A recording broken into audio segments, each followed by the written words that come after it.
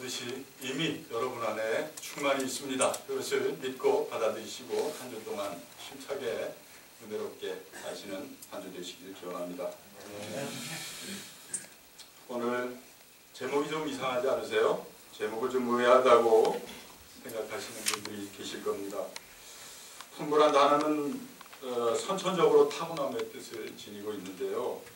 거기에 후천적으로 그렇게 되어지는이라는 수동형 관형사 어미가 붙었으니 말입니다. 좀 이상하시죠? 거기에 또 완료 시제도 아닌 현재 진행형을 제가 갖다 붙였습니다. 그리고 또 그 끝에는 받아들이다는 주체적이고 능동적인 단어를 썼습니다. 구호 논술 시간도 아니고, 우리 오늘 정태호 집사님 계셨으면 혼날지도 모르겠는데, 요즘 신앙생활 어떠세요? 예. 저기 계셨군요. 구석에 계셔가지고 제가 미처 못했습니다. 죄송합니다. 이따가 끝나고 혼나겠습니다. 요즘 신앙생활 어떠세요? 어려우신가요? 신앙생활 만만하신가요? 신앙생활 괜찮습니다. 그렇습니까? 신앙생활은 만만한 게 아닙니다. 어려운 겁니다. 문화계, 예술계, 정치계, 학계, 종교계 무슨 말씀으로 시작하는지 벌써 이미 아셨겠죠? 오늘 기도해 주신 분도 은혜 참 많이 받았습니다.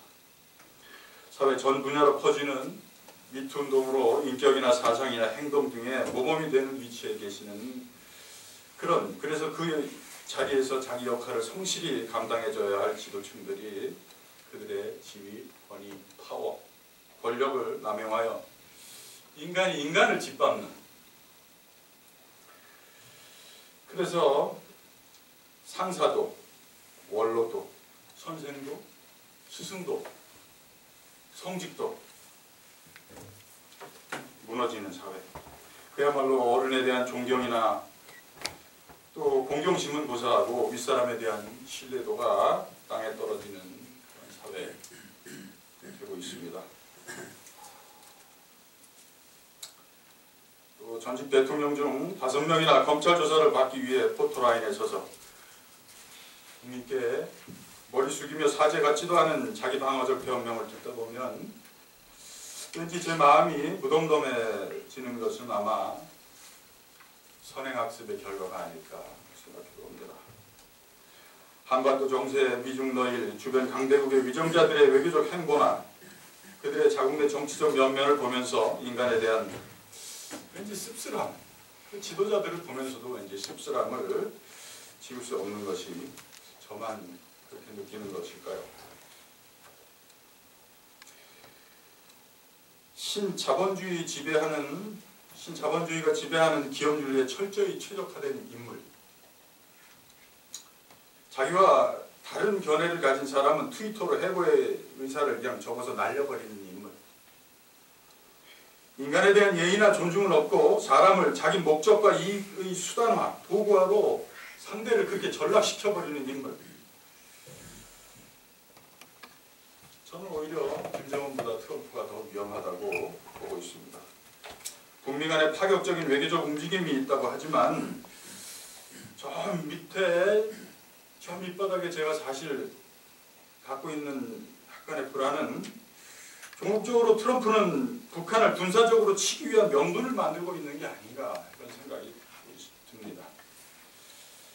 그냥 저만의 노파심이라고 생각하면 좋겠습니다만, 그나마 소망을 가져보는 것은 남북의 화해 무드입니다. 위정자들의 신중한 행보를 보면서 한반도의 봄날처럼 화합과 상생의 새순이 돋아나기를 기도합니다. 그래서 그런지 요즘 들어서 우리 선배 목사님이셨던 통일운동에 매진하셨던 무익한 목사님이 종종 떠오르곤 합니다. 이러한 시대적 상황 하에서 우리 그리스도인들에게 요구하시는 하나님의 뜻은 무엇이고 우리는 어떤 신앙의 순례 여정을 걸어야 할까요? 정말 부활절을 코앞에 두고 과연 우리 그리스도인들이 부활의 신앙을 산다는 것은 어떤 삶의 모양새일까요? 오늘 본문은 여러분도 너무 잘 아시는 그런 사건이죠. 그런데 저는 오늘 주신 말씀이 어려운 설교 본문 중 하나입니다. 흔히 모세오경은 창세기, 출애굽기, 레위기, 신명기, 이 모세오경은 모세가 썼다고 그렇게 알려져 있지만 신학자들은 오늘 본문이 제사장 문서에 속한다고 보고 있습니다. 그 의미는 이스라엘 민족이 바벨론의 포로로 잡혀가 타국살이를 하던 시기 580년에서 530년 그 어간이니까요. BC 그 시기 고난의 세월을 믿음 가운데 넘어오면서 제사장들이 작성한 텍스트라는 것입니다.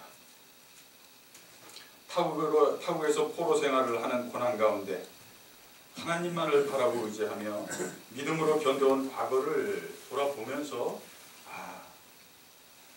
이것이 모두 하나님의 시험이었구나. 그렇게 신앙 고백적 언어가 이 안에 담겨 있는 것이죠. 본토로 돌아갈 후대들에게 신앙이 귀감이 되게 하기 위하여 작성된 텍스트라는 것입니다.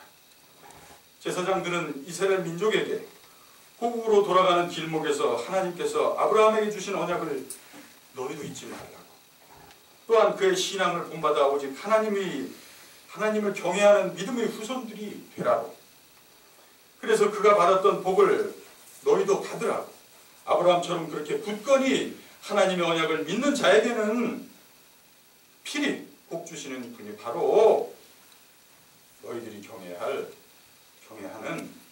할 하나님이라는 것을 전해주고 싶었던 것입니다.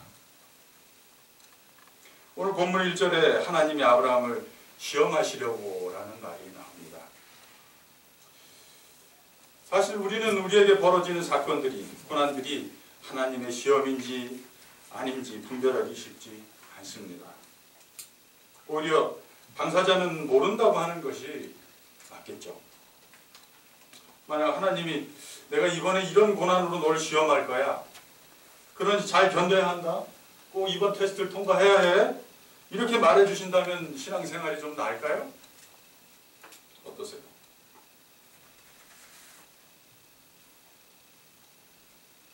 아무튼 고난을 통한 믿음의 진보 여부는 철저히 하나님과 나와의 관계이며, 신앙의 길에 들어선 사람이라면, 그런 신자라면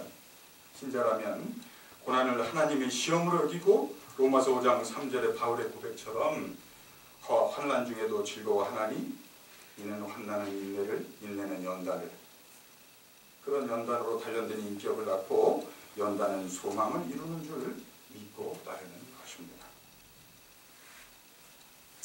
물론 세상에서 일어나는 모든 일들이 하나님이 버리시는 일은 아니죠. 다만 성도는 그 사건의 처음부터 마지막까지 전적으로 하나님께 믿음으로 의뢰하는 것, 하나님을 굳게 믿고 의지하는 것, 그것뿐입니다. 그 어떤 고난도 하나님과 함께함으로써 한 걸음 더 성숙된 부활의 신앙으로 나아가는 것, 그 말입니다. 그것이 믿음의 자세입니다. 그러므로 기독교는 설명의 종교가 아닌 인생을 하나님과 전적으로 함께하는 체험의 종교인 것입니다.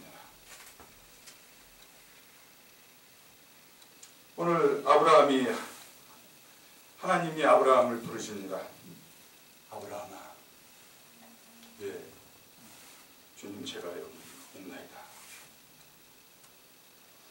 내 아들, 네가 사랑하는 독자 이삭을 내가 네게 지시하는 곳으로 가서 거기서 그를 번제로 드리라. Your son, your only son, whom I love. 여러분들에게 가장 소중한 것은 무엇입니까?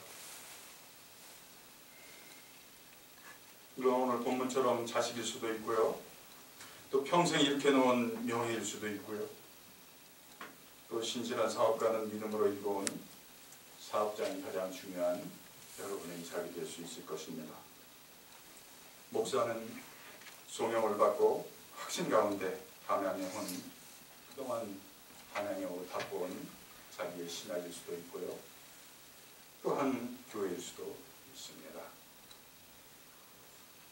성도는 누구에게나 어린 이삭으로 대변되는 이렇듯 귀중한 것이 있습니다. 물론 시간에 따라 나이 들에 따라 달라질 수는 있어도 본질상으로는 같은 이삭이 언제나 성도에게는 있습니다. 여러분에게 그것은 무엇입니까?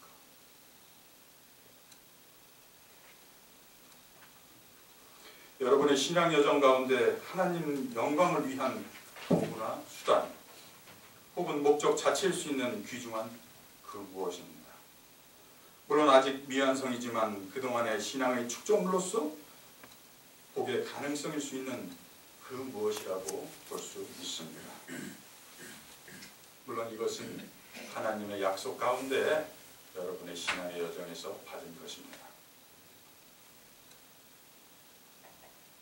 그런데 여러분, 신앙생활이 어려운 이유는 이런 귀중한 것이 간혹 우상이 되는 경우가 있다는 것입니다. 신앙 안에서 소중하게 갖고가는 것들이 우상이 되는 이유는 처음 사랑을 잃어버렸거나 현실과 타협을 했거나 신앙의 단순성을 상실해 생각이 많아지거나 열정만을 믿고 달려들거나 여러 가지 표면적인 이유가 있겠습니다만은 핵심은 하나님을 경외하지 않기 때문입니다. 겉모양은 그럴듯하나 실상은 하나님이 우선순위에서 미련하 계신 것이죠.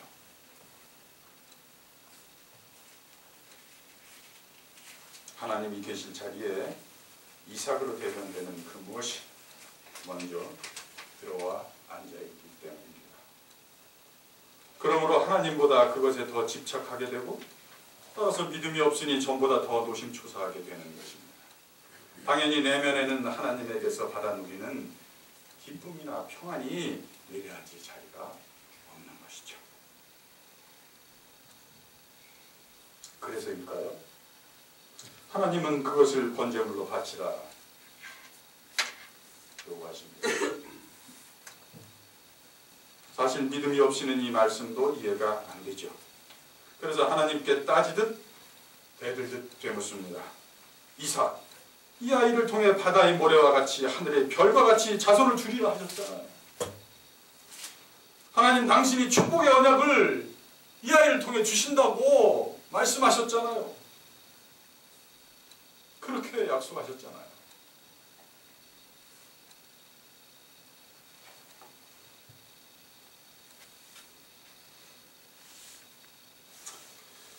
그래서 꼬박 사흘길이 우리에겐 필요한 것입니다. 그는 아침 일찍 일어나 나귀의 안장을 지우고 두 사환과 그 아들 이삭을 데리고 번제에 쓸 나무를 쪼개어 가지고 떠나 하나님이 자기에게 지시하시는 곳으로 향한다. 아브라함은 지난 밤잠을 설치지 않았겠습니까? 왜 이삭을 바쳐야 하는지, 왜 언약으로 주신 자식을 데려가시려 하시는지 아마 잠을 설치며 흑면으로 밤을 새며 밤새 하나님과 묻고 따지고 그러지 않았겠어요?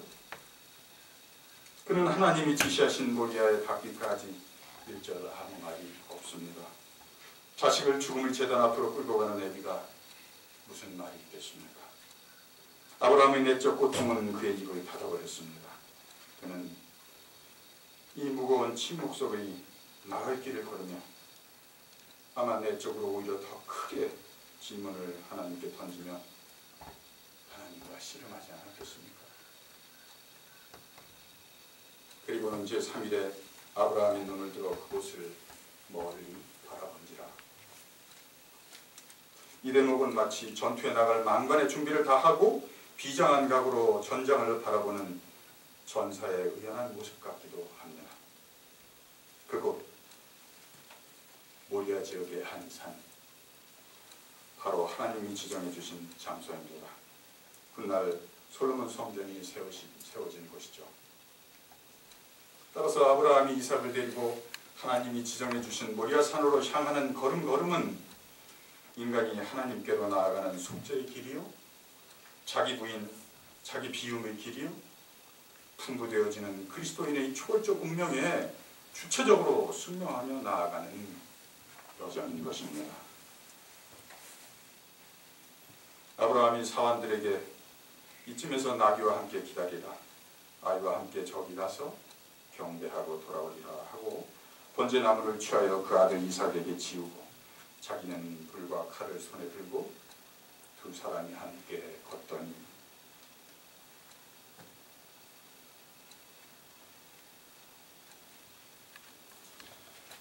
아버지의 침묵이 불편해서였을까요?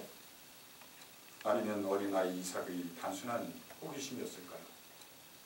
아들 이삭이 아버지에게 묻습니다. 아버지, 불가나요 나무는 여기 있었대. 번제할 어린 양은 어디 있나이까?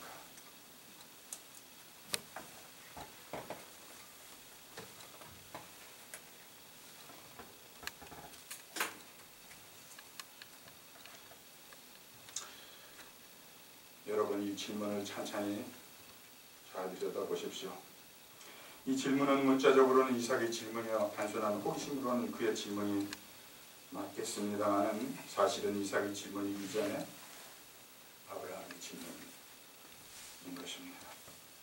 이 질문은 아브라함이 떠나기 전날 밤부터 계속 하나님께 던진 질문 아니었겠습니까? 하나님, 번제할 어린 양이 정말 이삭이 맞습니까? 아버지, 당신이 친히 약속하시고 보내주신 아이 아닙니까? 하나님 아버지, 꼭 이 아이를 데려가셔야 한다는 말입니까? 다른 대안은 정녕 없는 것입니까?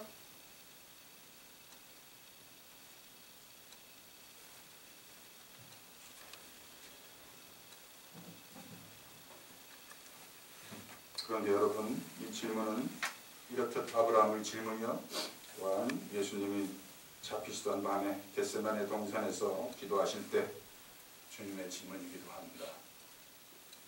마가복음 14장 33절에 베드로와 야고보와 요한을 데리고 가실새 예수께서는 매우 놀라며 괴로워하기 시작하셨다.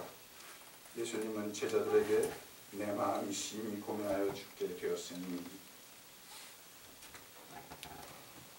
예수님의 인간적 고뇌가 갈등이 이 문장에서 엿볼 수 있습니다. 영어로 잠깐 보겠습니다. My soul is overwhelmed with sorrow to the point of death.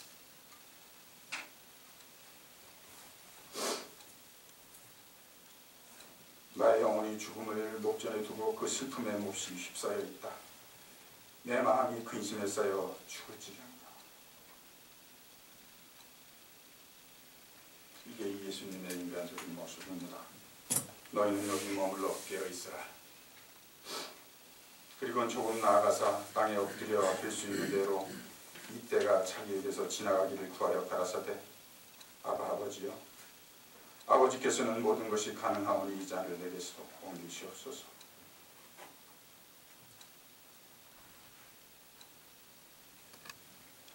아버지께서는 모든 것이 가능하오니 이 잔을 내게서 옮기시옵소서. 아버지, 불과 나무는 여기 있사온데 번제할 어린 양은 어디 있나이까?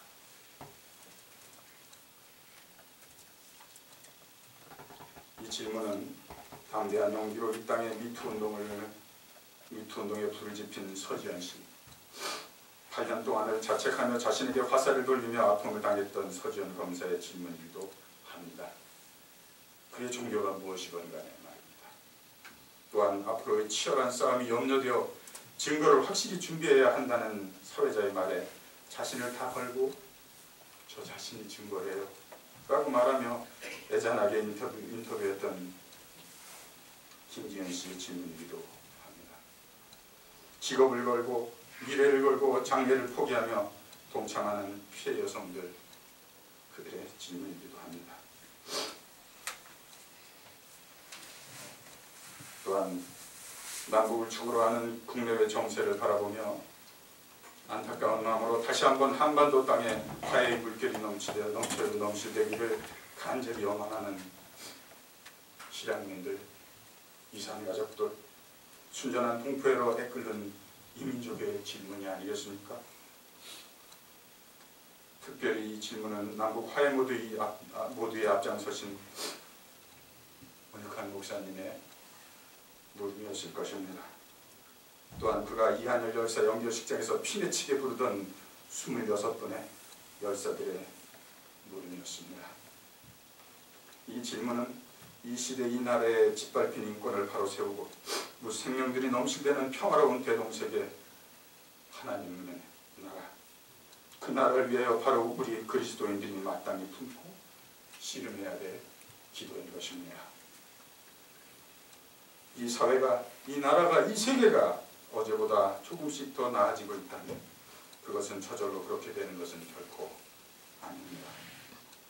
고통은 신음소리에 귀 기울이는 행동하는 양심들이 있었고, 종교는 달라도 하나님의 생명의 부름에 용기를 내어 응답하는 자로 참여하는 진정한 믿음의 용사들이 있었기에 가능한 것입니다.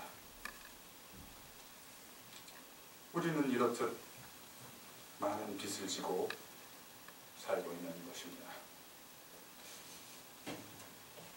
꼬박 4일을 걸으며 마침내 얻은 아브라함의 믿음의 답은,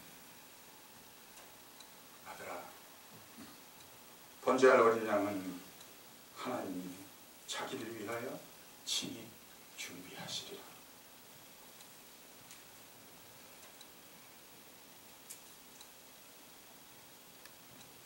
이 답을 얻기까지 아브라함은 과연 하나님의 무엇을 믿은 것일까요?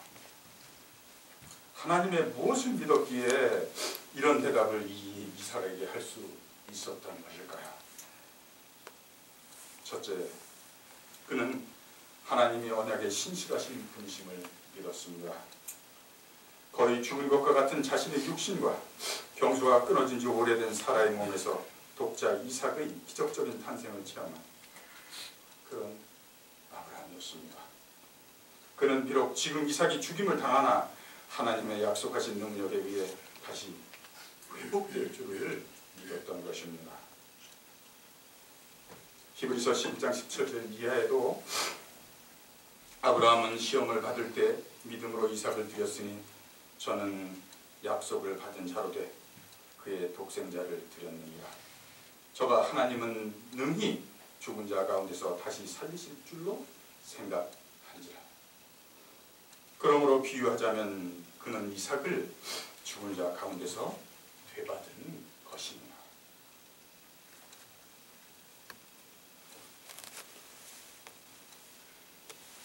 그는 이삭을 죽은 자 가운데서 되받은 것입니다. 여러분도 이런 은혜를 받으신 적 있으시잖아요.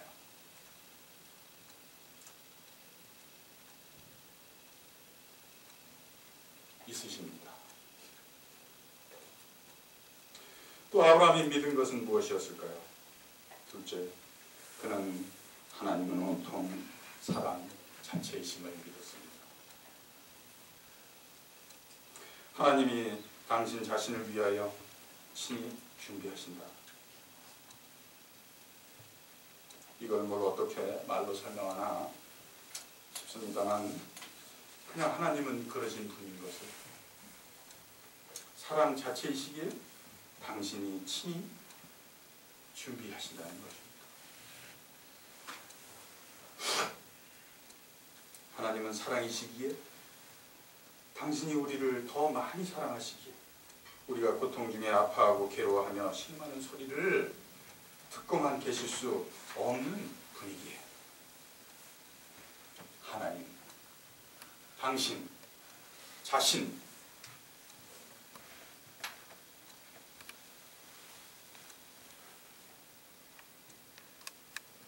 자기를 위하여 친히 준비하시는 것입니다.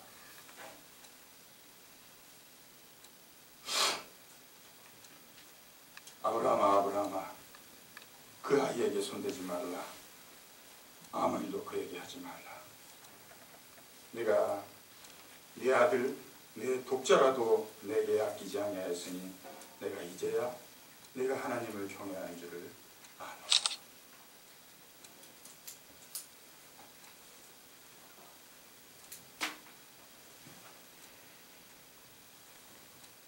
오늘 이 사건으로 비로소 그는 아브람, 큰 애비에서 아브라함, 열국의 아버지, 믿음의 조상이 되는 것입니다. 부활신앙이란 하나님 앞에 완전함을 의미합니다. 비록 우리 육신은 완전체가 아니요 썩어질 몸이더라도 우리의 믿음과 우리의 의지와 우리의 선택만은 생명과 평화와 정의를 위하여 썩지 아니하는 사랑을 덧입는 완성을 향합니다. 이 순례길을 걷다 보면 내가 진실로 많은 생명들에게 사랑의 빛을 지고 있다는 것을 새록새록 더 절감하게 되죠. 다른 이들이 눈물로 뿌린 열매들을 거두어 거저 얻어 누리고 있으면 말입니다. 생명의 하나님은 우리들에게 그 빛을 갚으라고 믿음에 결단하며 그 부채감을 온전히 갚으며 살라고 끊임없이 우리를 권면하시는 겁니다. 그것이 풍성한 생명으로 가는 복된 길이라고 말입니다. 너의 믿음의 역사와 사랑의 수고와 예수 그리스도에 대한 소망의 인내로 희생의 예배를 드리라고 말씀하시는 겁니다. 그리하여 마침내 하늘의 별과 같이 바다의 모래와 같이 많은 후손들이 그 썩지 아니할 사랑의 열매들을 받아 누리게 하라고 당신의 언약을 우리의 굳센 믿음으로 이루라고 말씀하고 계신 것입니다. 여러분은 결코 장상이사가 아닙니다. 이삭처럼 여러분 한 분 한 분은 하나님으로부터 온 언약의 자녀요, 하나님의 사랑하는 자녀요, 하나님의 아버지의 독자 외아들인 것입니다. 이것이 여러분에게 풍부되어지는 날마다 숨쉬는 순간마다 초국해야 할 초월적 여러분의 운명인 것입니다. 믿음으로 열국의 아비가 됐던 아브라함처럼 이제 여러분이 믿음의 조상이 되셔야 합니다. 사랑으로 섬기고 고난당하시고 십자가에 죽기까지, 그리고 부활하셔서 우리의 대제사장이 되시는 예수 그리스도처럼 이제 여러분이 부활의 신앙을 따라 사셔야 할 차례입니다. 여러분은 가정에서, 직장에서, 교회에서, 지역사회에서 이 시대에 행동하는 양심으로 역사 속으로 들어가 산 역사가 되십시오. 나이요? 여기 아브라함보다 더 올드하신 분 없으시잖아요. 이사야서 1장 11절 이하에 하나님은 이렇게 말씀하십니다. 나는 수양의 번제와 어린 양이나 수염소의 피를 기뻐하지 않는다. 내 앞에 보이려고 내 마당만 밟고 다니지 마라. 다만 너희는 스스로 씻으며 스스로 깨끗게 하며 내 목전에서 너희 악업을 버리며 악행을 그치고 선행을 배우며 공의를 구하며 학대받는 자를 도와주며 고아를 위하여 신원하며 과부를 위하여 변호하라. 기도하시겠습니다. 참 좋으신 하나님 아버지, 썩지 아니하는 부활의 삶을 살고자 하는 의지의 신앙인을 찾아보기 힘들어지는 세상입니다. 따뜻한 예수 그리스도의 피가 흐르는 신앙인으로 살아가기 참 녹록지 않은 게 사실임을 고백합니다. 아버지, 저희를 긍휼히 여기셔서 우리의 초월적 운명은 당신의 아들이요, 당신의 독자요, 당신이 사랑에 맞지 않는 자녀인 것을 우리가 믿음으로 굳건히 받아 복되고 온전한 부활의 신앙을 한평생 살다가게 하옵소서. 예수 그리스도 이름으로 기도합니다. 아멘.